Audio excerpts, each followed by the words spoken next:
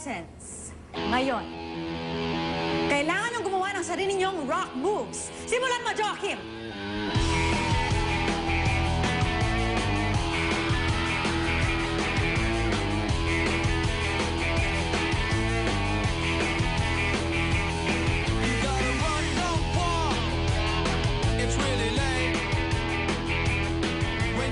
Ano? Tatayo ka lang ba dyan? Hindi ko gets. Miss Gina, I told you so. Getting this guy is a mistake. Alam mo gawin mo? Maghubad ka na lang para makita ko yung mo.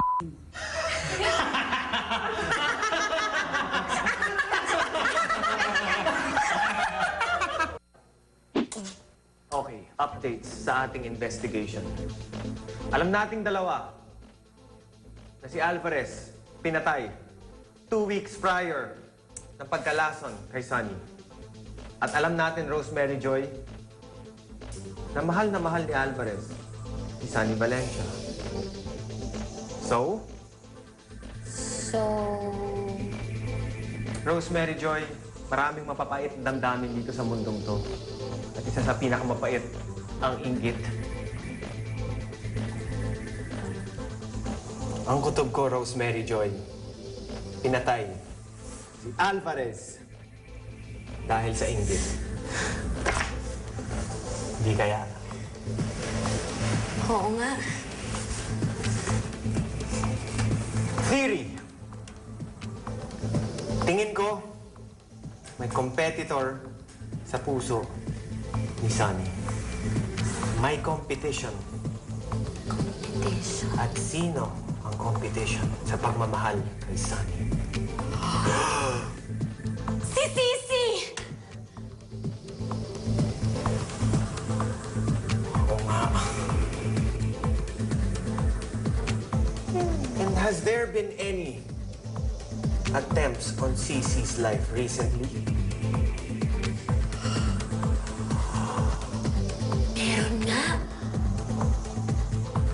Oh my God.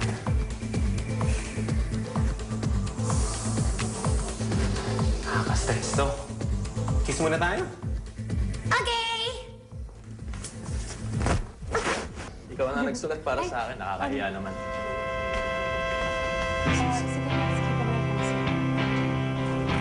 Hi. Hey, sorry. Kumusta ka na? Eto, okay lang. Sanayan lang. Mahirap pero okay lang. Ikaw, kumusta ka na? Okay naman.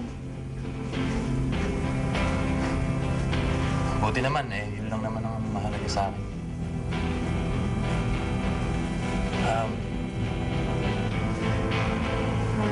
Sunny, get well soon, okay? Ako pa. Alam mo naman malakas to. Siya nga pala, kamusta si Kaloy? Okay naman, ata. Bakit? Wala, gusto ko lang share sa'yo. Ang bait pala nun. Hindi pa rin ako makapaniwala na isa siya sa mga tumulong sa akin magdala sa klinik. Tapos habang unconscious ako, nagpantay pa siya. Talaga? Siguro magkikita kayo, no? Baka pwedeng pakisabi sa kanya, salamat. Sisi, si Ivy. Ivy, Sisi. Mauna na kami. Okay. Kawawang Sunny, kung kailan siya naging student council president, doon dumating ang mga kamalasan sa buhay niya.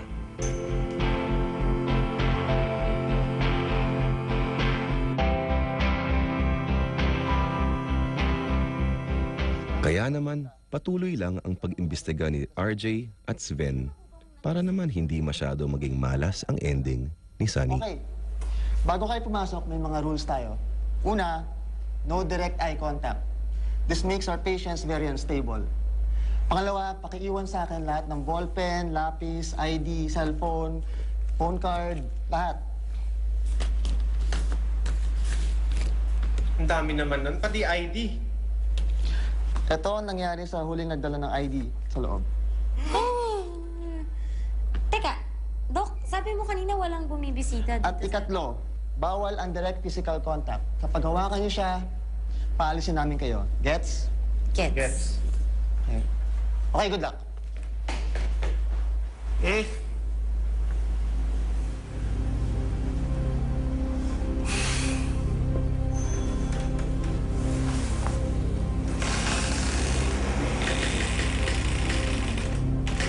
Spencer? Parang wala naman yata ang tao dito eh.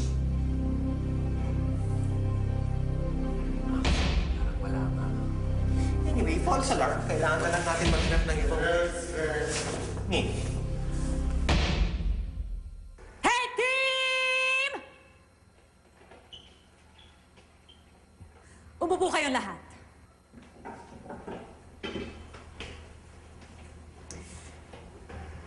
Based sa status ng hate team ngayon, makikita nyo na tumaas ng 35% ang success rate ng hate team dahil sa natutunan nyo sa workshop.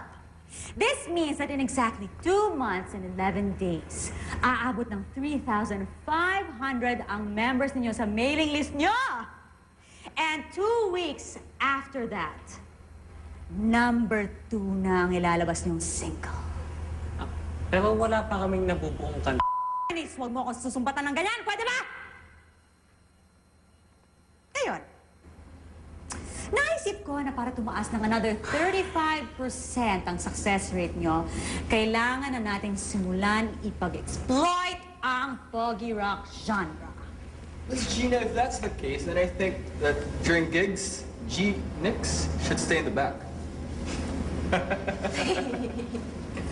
Anyway, about that Pogi Rock thing, sa tingin ko di na bumibenta yan lalo sa mga bata eh. So I have a suggestion. Joaquin, kung tama yan, kita, ang gwapo mo. Sa tingin ko, I think we should go emo.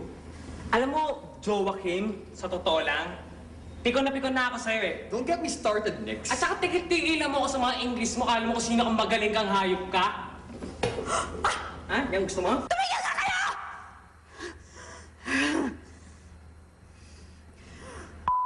Ayo, huwag kayong umasa lang parang hayop na!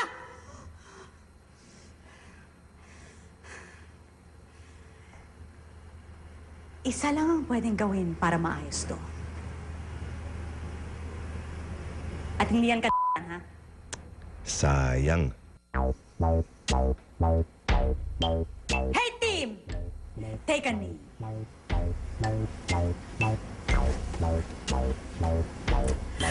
Ngayong na-establish na natin ang look ng banda, kailangan naman ma-establish kung sino talaga ang tunay na alpha male.